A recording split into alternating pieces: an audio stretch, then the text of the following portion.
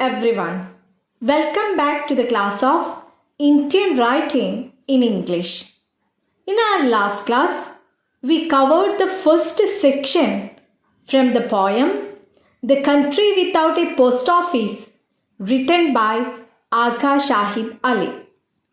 The Country Without a Post Office was originally published as Kashmir Without a Post Office in the Graham House Review. Aga Shahid Ali revised it, doubling its length and changing its name when he included it in the collection The Country Without a Post Office in 1997.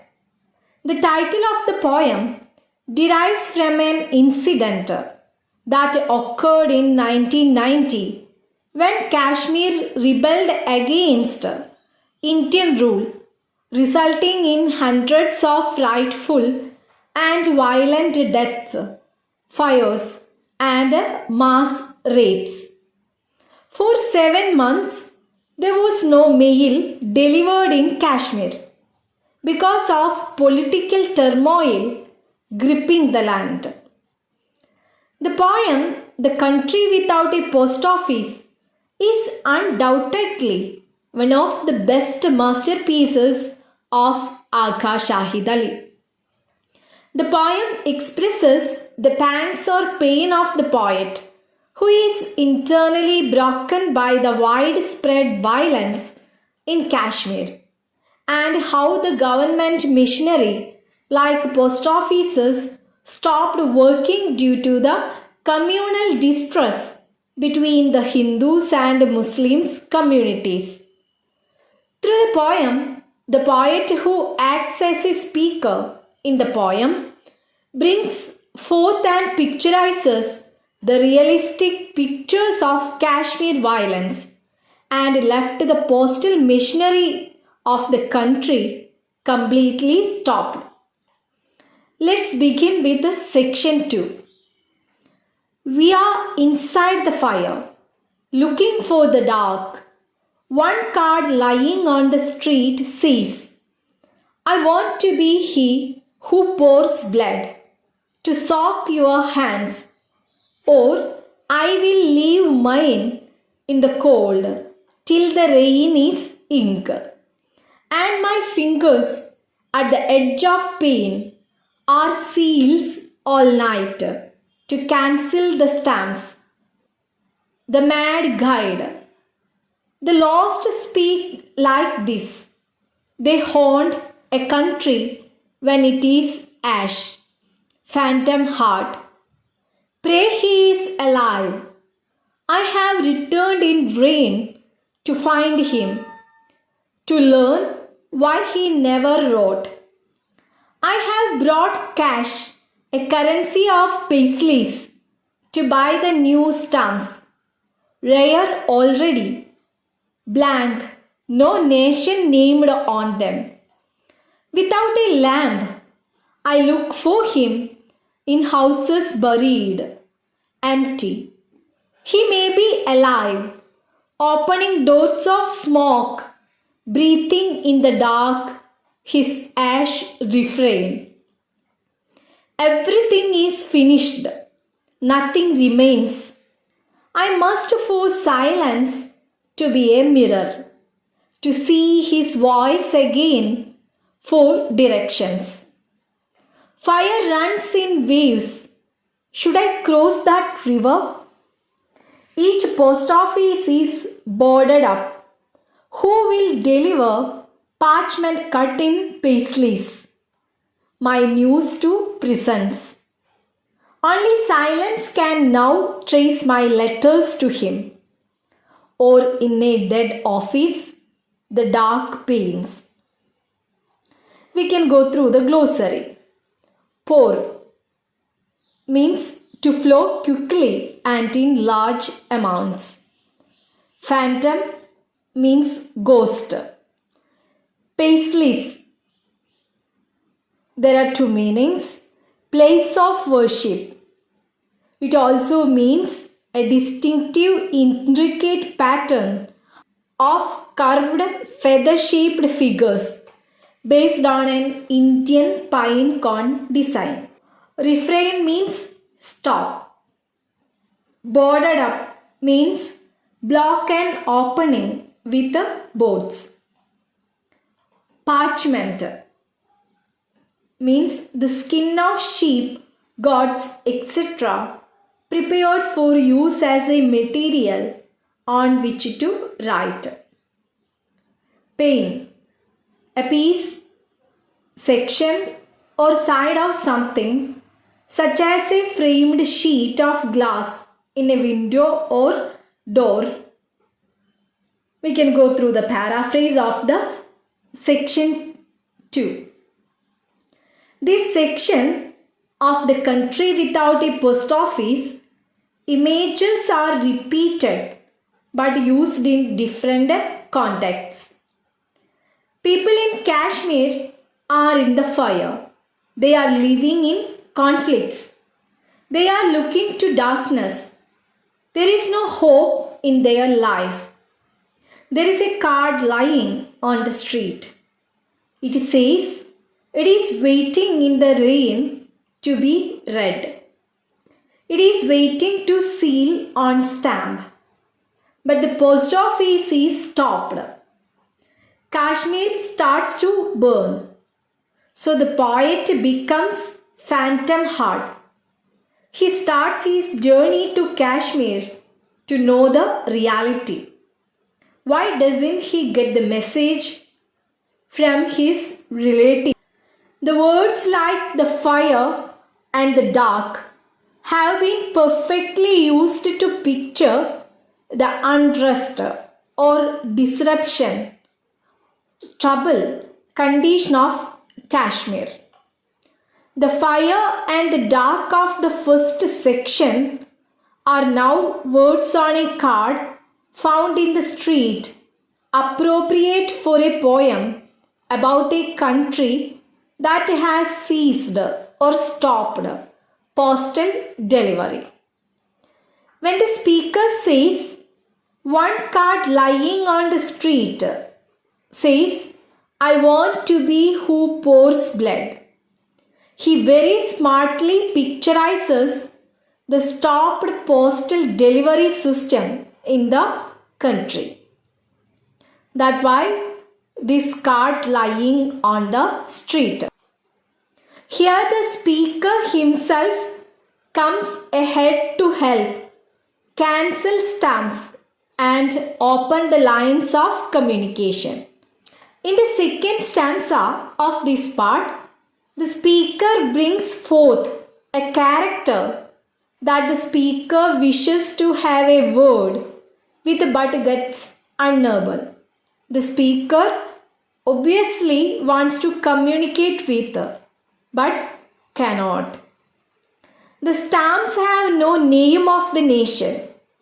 This may be because Kashmir isn't an independent country and both India and Pakistan are fighting on and on to capture this disputed territory. The narrator searches for this person through the ruins and smoldering houses, but can't as everything is finished, nothing remains. Smoldering means burn slowly with smoke, but no flame. The speaker makes use of symbolic images of fires and silence in the last stanza of this section. He does so to get a clue to the direction he should take. He says, only silence can now trace my letters to him. Or in a dead office, the dark panes. From these lines, we can easily understand the postal offices are closed in Kashmir. So, it is not possible to communicate by using letters. Now we are going to section 3. Let me recite the lines for you. The entire map of the lost will be cancelled. I am keeper of the minaret since the Muezzin died. Come soon, I am alive. There is almost a paisley against the light, sometimes white, then black. The glutinous wash is wet on its back as it blossoms into autumn's final country. By it, I issue it only once at night. Come before I am killed, my voice cancelled. In this dark rain, be faithful, phantom heart. This is your pain. Feel it.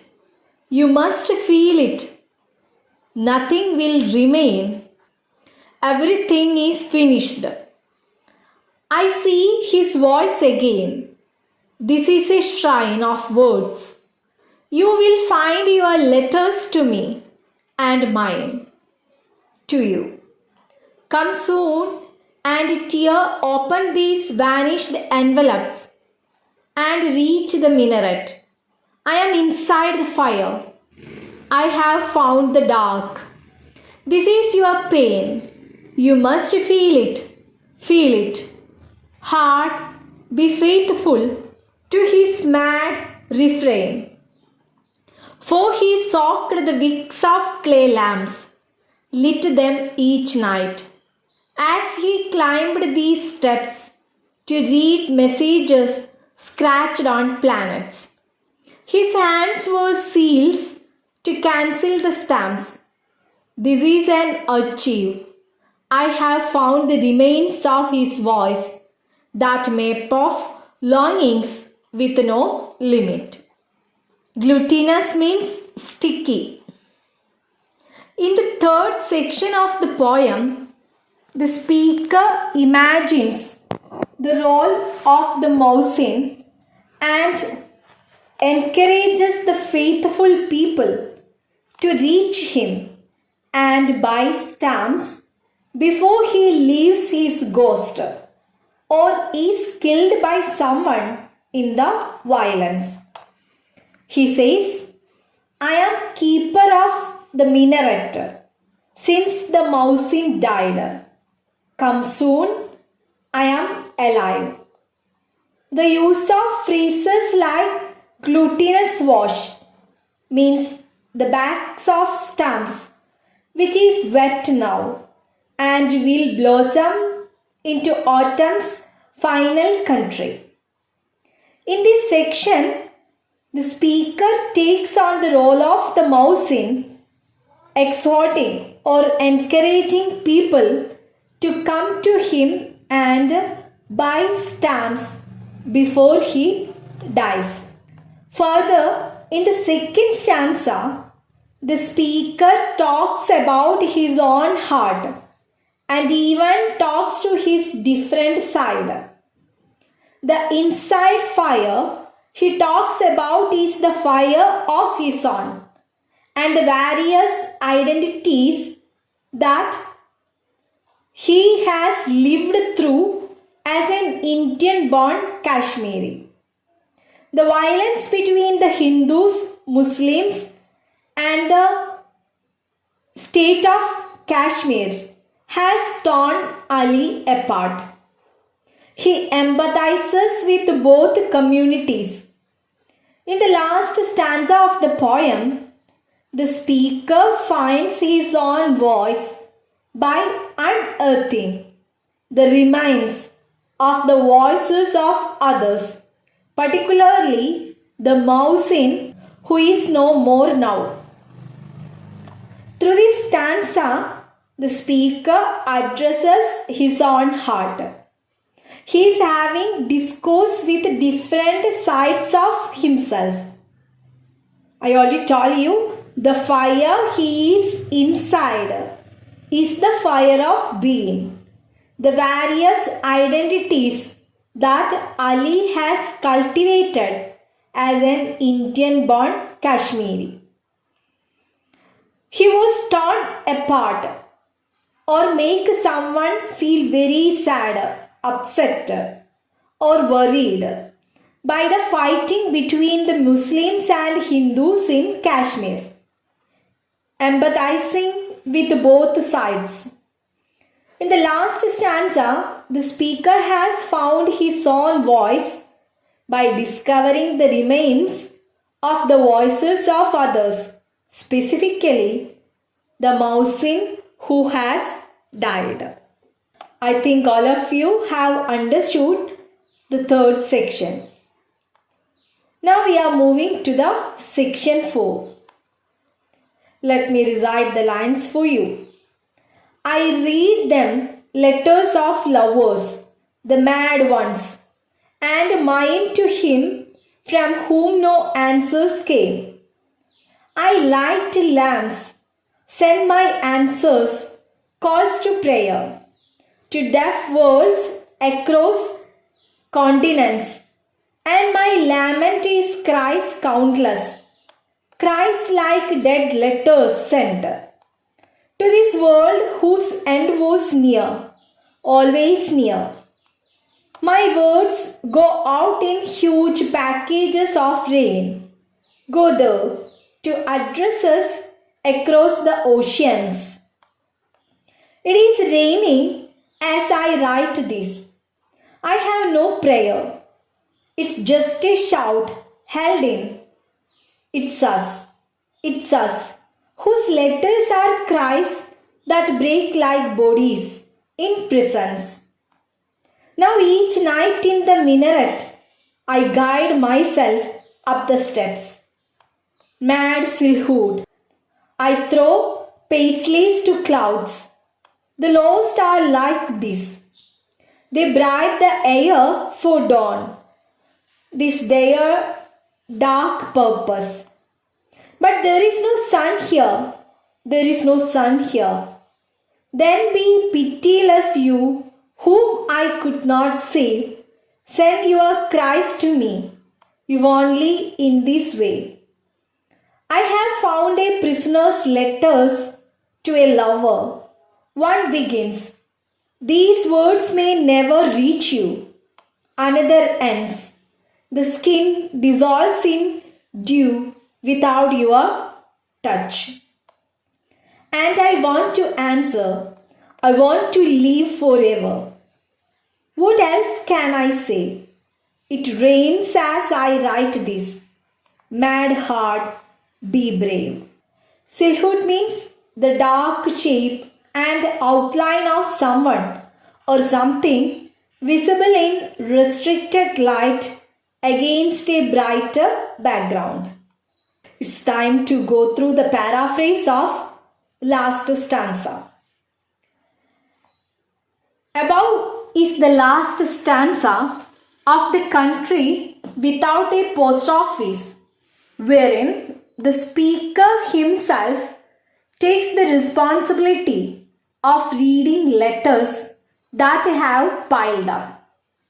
In this final section, the speaker reads letters that have piled up, the communication of lovers.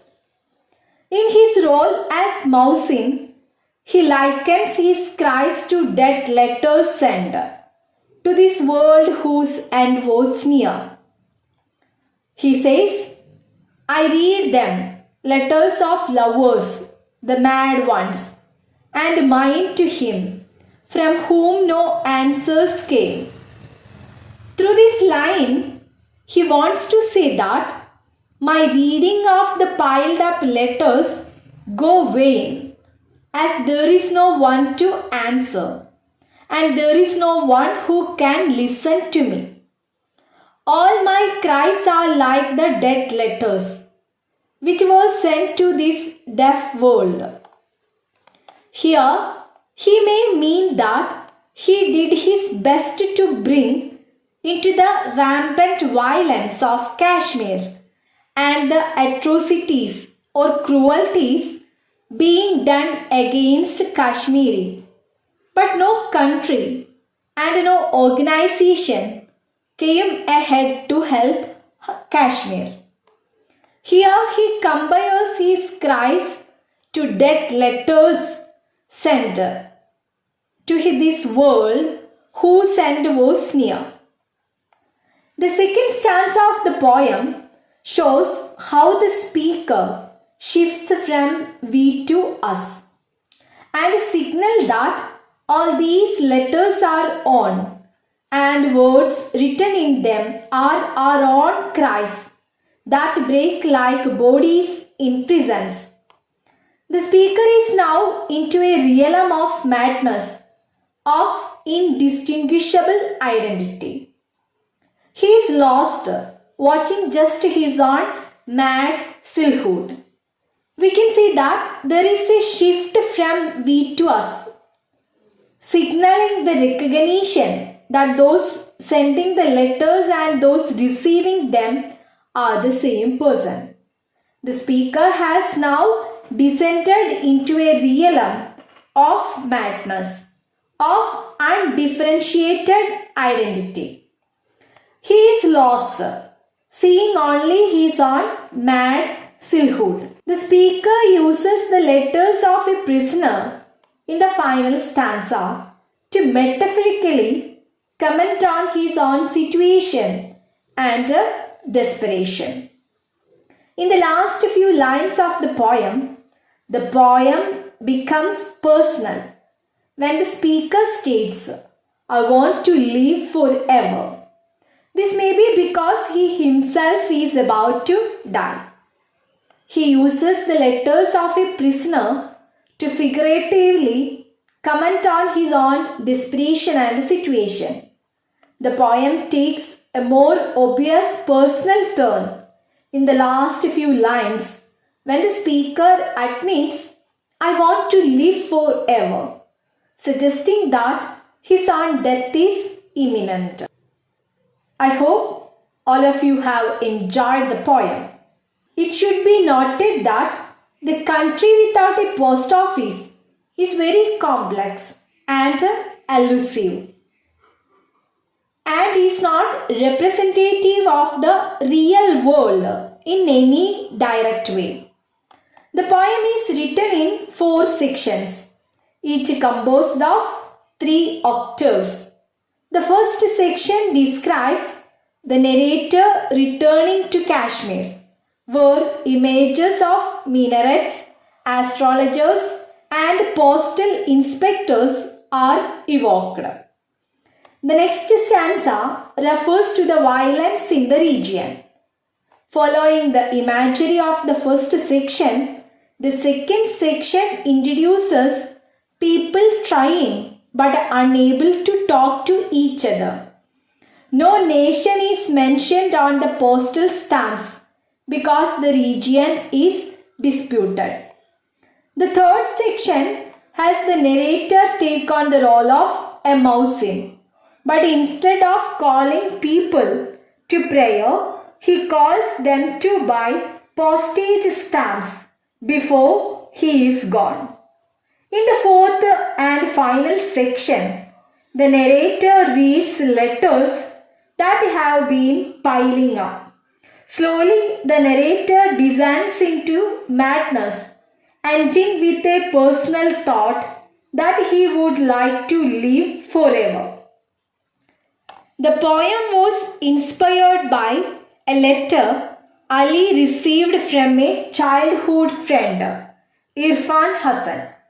The letter described an incident in Jawaharnagar, Srinagar, where Irfan Hassan saw heaps of letters in a post office and found many letters addressed to himself and Ali's father, sent by Ali. Irfan sent a letter through family to Ali telling him about this. The prologue of the book was dedicated to Irfan Hassan. Next, we are going through the themes of the poem. Exile. The 20th century was a century of wars when old countries dissolved and new ones sprang up. As a result, Cultural and national identity was often in flux, products of shifts in population and changing borders. The image of exile permeates much 20th century poetry and is a primary motif in Ali's poem. To be lost is to be in exile, not only from one's country, but from oneself as well. Ali's speaker is both lost to himself and lost to his land.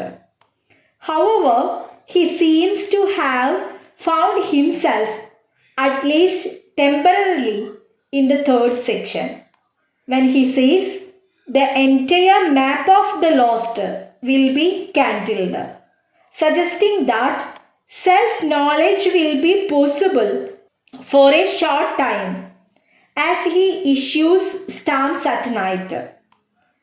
In the penultimate stanza of the last section, the speaker finally understands that he has no prayer that can save him and shouts, "It's us, it's us."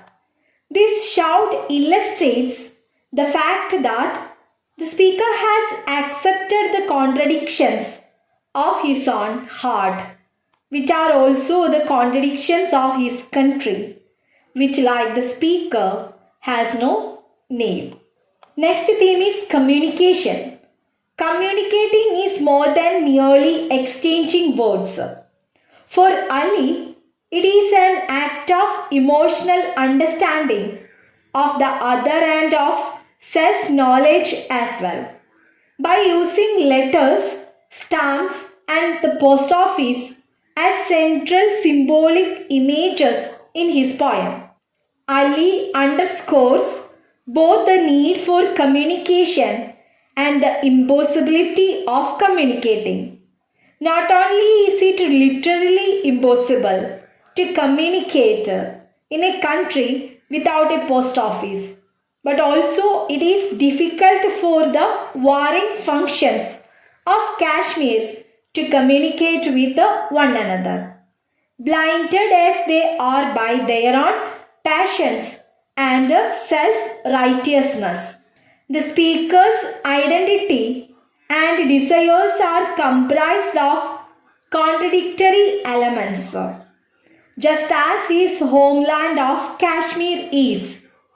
The more he can understand himself, the more he can understand the turmoil that is ravaging his country. The speaker moves from returning to the country at the beginning of the poem to acknowledging that he cannot save himself or by extension his country at the end of the poem. Like Kashmir, the speaker's heart is damaged, but also like Kashmir, it continues, fueled by its own courage and the need to go on. Last theme is post-colonialism. The term post-colonialism refers broadly to the ways in which race, ethnicity, culture, and human identity are represented in the modern era after many colonized countries gained their independence. However, some critics use the term to refer from the moment of colonization until today. Ali and his poetry are such cultural products. Ali was born in 1949, 2 years after Indian independence, in New Delhi, India, and raised in Kashmir, a territory claimed by both India and Pakistan. The sheer fact of so much moving and so many cultural affiliations plays into the composition of Ali's poems, especially The Country Without a Post Office. Here the speaker is fraught with contradictions and competing desires so much so that he seems to long for annihilation, if only to free him from the pain of so much confusion. Everything is finished, nothing remains. The poet says at one point, and I want to live forever at another point.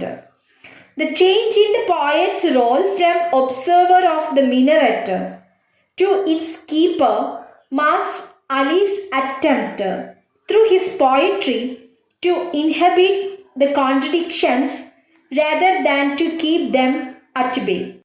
Last, we are going through form and style of this poem. The country without a post office has been penned down in 4 sections. Each section of the poem is composed of 3 8-line stanzas. It is known as octaves. The word octave comes from the Latin word meaning eighth part.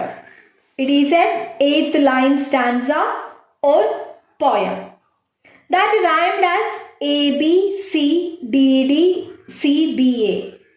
This symmetrical yet unconventional rhyme scheme narrates the movement of the speaker who goes up and down the minaret and in and out of the darkness. Each line of the poem consists of around 10 syllables, providing one more restriction on the poet. These restrictions help in creating a tight linguistic environment that equals the suffocating emotional state of the speaker who tries hard to understand himself and the reason for war raged in his home. All of you please go through the poem well. We will start a new poem in our next class. Take care. Stay at home. Thank you.